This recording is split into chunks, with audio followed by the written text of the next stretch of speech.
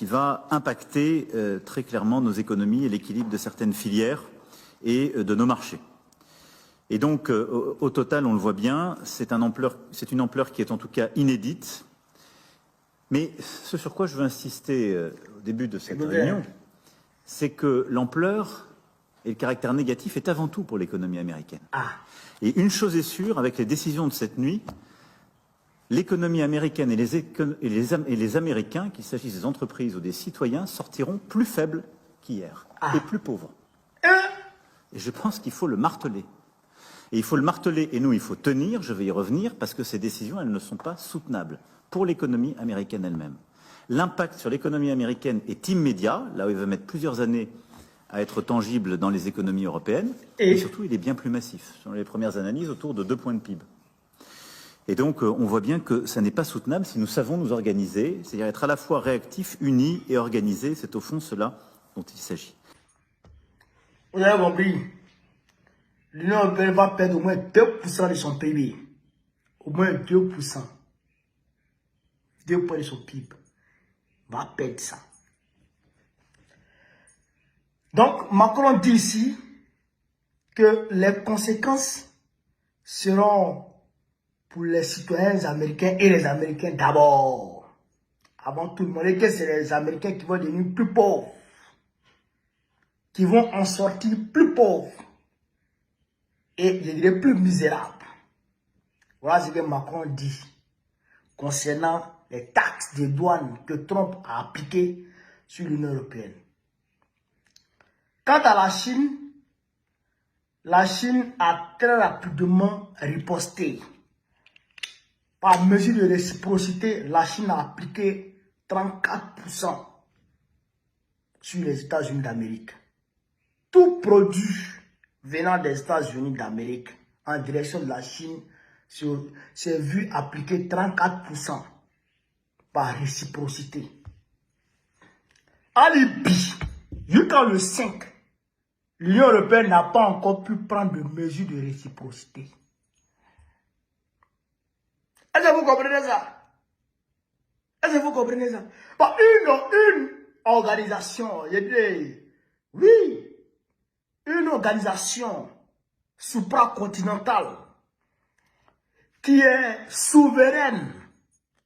Est-ce que un seul pays, même si c'est une fédération, peut prendre la nuit là, la décision de vous appliquer des droits de douane? Et puis vous n'êtes pas capable d'appliquer des droits de douane à ce pays-là. Vous êtes 27. Et ils sont seuls. C'est un seul pays, c'est une fédération. Vous êtes 27 pays. Vous ne pouvez pas. La Chine, elle seule, même si c'est une fédération aussi, mais la Chine, elle seule, elle a appliqué 34%. Proportionnellement à ce que les États-Unis leur ont appliqué. Vous voyez un peu? Vous voyez un peu ce que j'ai dit? Toujours que l'Union européenne est un machin aux ordres des États-Unis. Si vous voyez un peu dans la logique de Trump, c'est ces pays amis qui l'a plus frappé, à part la Chine là. Presque tous les autres pays là, c'est ces pays amis qui l'a frappé. Pourquoi? Qu'est-ce que Trump recherche ici? Trump a compris que, comme lui-même il a dit, l'Union européenne nous entube. L'Union européenne nous entube. Mais comment l'Union européenne entube les États-Unis d'Amérique? Mais puisque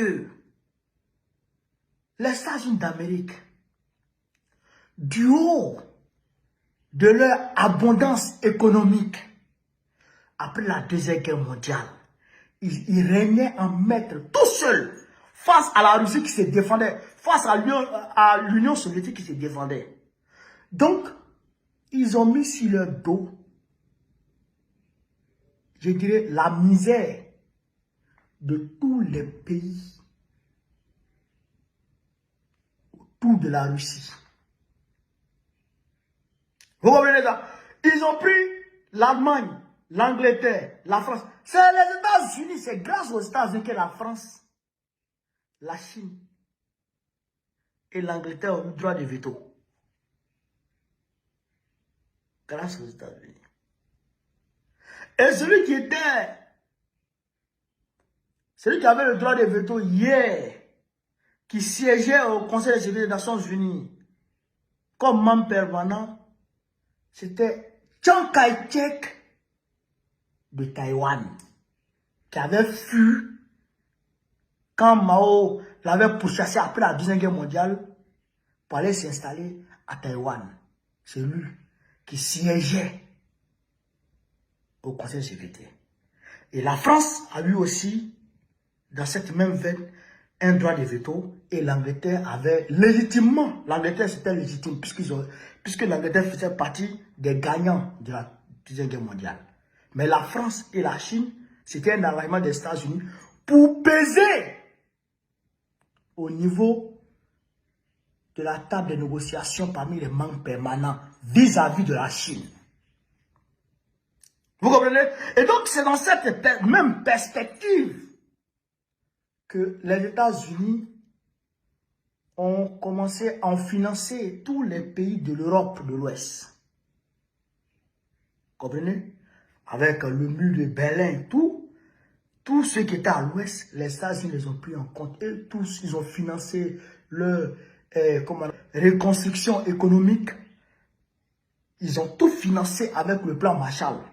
Et au-delà de ça, du plan Marshall, quand les pays européens ont commencé à s'en sortir, en 1948 déjà, avec la conférence de La Haye, les pays européens ont commencé à penser à l'Union européenne. Et c'est ainsi qu'en 1950, Robert Schuman, ministre des Affaires étrangères du général de Gaulle, est allé proposer à l'Allemagne l'idée de l'Union européenne. D'abord, ils sont partis sur la base d'un contrat, d'un accord sur le charbon et l'acier. Il y a eu 6 pays qui sont mis ensemble. Après les 6 pays, ils ont commencé à s'agrandir peu. Mais De Gaulle, lui, il régnait en maître sur leur organisation-là, qu'on appelait la CECA, Communauté européenne du charbon et de l'acier. C'est ça, c'est comme ça qu'on appelait. Vous comprenez? Mais quand l'Angleterre avait décidé d'intégrer la CECA, De Gaulle a dit non. 2 fois, De Gaulle a rejeté la candidature de l'Angleterre. Pourquoi? Parce que De Gaulle avait compris que si l'Angleterre rentrait dans leur affaire, les États-Unis allaient prendre position de leur affaire. Mais quand De Gaulle est tombé, quand il est décédé, l'Angleterre est rentrée dedans. Les États-Unis ont pris possession de l'affaire à travers qui? À travers l'Angleterre et l'Allemagne. L'Allemagne est comme un pays qui appartient aux Américains. Alibi.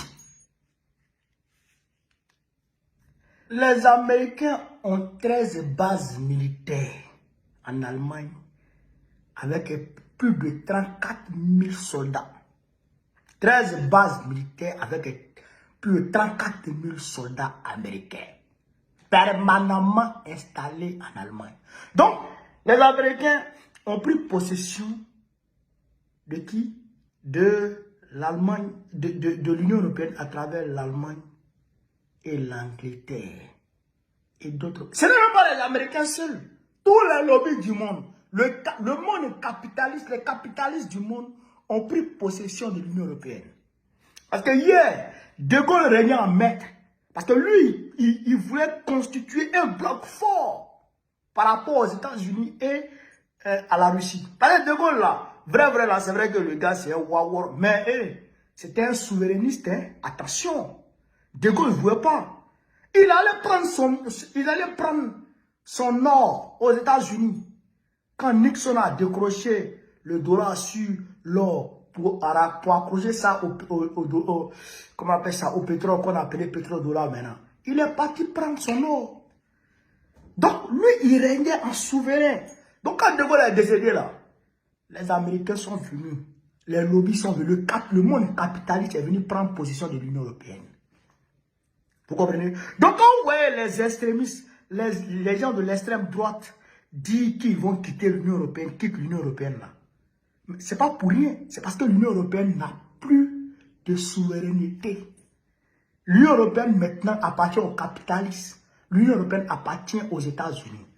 Mais quand tu tiens quelque chose, quand tu tiens une femme, ou quand une femme tient un homme, quand il a un problème, tu oublies de l'entretenir. Vous comprenez ça? Quand il a un problème, tu oublies de l'entretenir. Donc aujourd'hui, le poids de l'entretien de l'Union européenne pèse sur les États-Unis. L'entretien du Japon pèse sur les États-Unis. L'entretien de Taïwan pèse sur les États-Unis.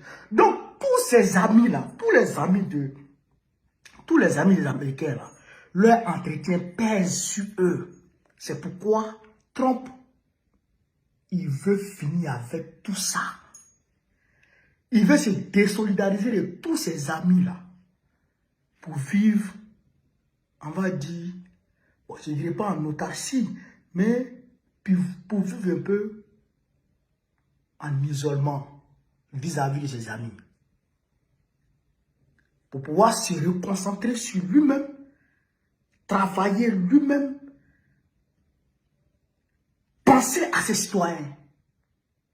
Parce que si vous comprenez très bien, quand il a mis les taxes là, hier on l'a interrogé, avant-hier il a mis les taxes, hier on l'a interrogé, il dit que sa politique n'a pas changé envers les Américains, envers les entreprises qui vont venir implanter leurs entreprises, je dirais leurs filiales, ou leurs succursales, ou leurs usines aux États-Unis.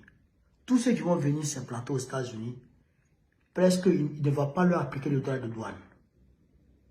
Alors, il ne va pas leur appliquer de taxes. Vous comprenez ça? Tu viens aux États-Unis, tu es presque exonéré de taxes. Il faut juste faire travailler les Américains. Vous voyez, non? Il faut juste faire travailler les Américains. Trump, c'est un vrai nationaliste pur. Un nationaliste pur. Vous comprenez un peu? Cheikh Amara fait d'Afrique. Pourquoi il les a allumés? Mais l'Union européenne ne peut pas faire de réciprocité. Il ne peut pas faire de bras de fer. Parce que les États-Unis les tiennent tellement que tu ne peux pas imaginer. Le vin français, si les Américains renoncent au marché, c'est fini. Le vin français, les Américains renoncent au marché, c'est fini. Le premier pays importateur du vin français, c'est les Américains. Oui. Les habits, là, c'est les Américains. Je ne sais pas, l'Américain a vu quoi sur marque française? Je ne sais pas. Donc, ça n'arrange pas les Européens, ça ne les arrange pas. Ils sont obligés de discuter. Ils vont gagner des dialogues. Non, c'est dans le dialogue que Trump va les allumer. Ouais. Donc, quand on vous dit, quand je dis souvent que ça me fait mal de voir Macron donner les ordres au président africain, j'ai raison. Puisque Macron dépend de quelqu'un.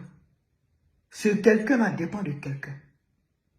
Jusqu'à ce que, troisième fois, c'est-à-dire que l'autre donne les ordres à quelqu'un aux États-Unis. Je prends le cas de Joe Biden. Parce que Joe Biden, les démocrates, eux, ils sont gérés par les lobbies. C'est vrai que les républicains aussi, un peu, mais les démocrates, c'est pire. Donc, les lobbies des démocrates vont donner les ordres au président démocrate. Le président démocrate va donner des ordres à Macron, au président français. Et c'est le président français maintenant qui va donner des ordres au président africain. C'est grave. Et ça fait mal. Donc, c'est quand on est dans le panafricanisme et qu'on est engagé dans le panafricanisme et qu'on veut qu'on ait une souveraineté claire. C'est par rapport à tout ça. Il n'a qu'à appliquer sur Poutine. Il a appliqué sur la Chine là. Ça n'a même pas attendu 24 heures. Le lendemain net, ils ont frappé. Eux, ils sont souverains. Et tu vas voir, Trump va reculer. Parce que ça ne va pas, hein, frère. Amazon est en train de perdre jetons. Facebook est en train de perdre jetons. Frère, ça ne va pas, hein. Ça va pas. Apple est en train de perdre jetons. Hein? Les Chinois aussi, ça ne va pas dans leur caisse. Ça ne va pas du tout, du tout. Mais ils vont trouver un terrain d'entente. C'est un bras de fer entre éléphants. Ils vont trouver un terrain d'entente. Mais les Européens, là, fouille. Zéro bidé. Alors, camarades d'Afrique, voilà ce que je voulais vous dire cette vidéo. Sur ce, vive l'Afrique libre. Vive le panafricanisme. Vive tous les présidents panafricains. Vive l'AES. Vive IB. Vive Assimi. Vive Tchani. Gbagbo, président de la Côte d'Ivoire.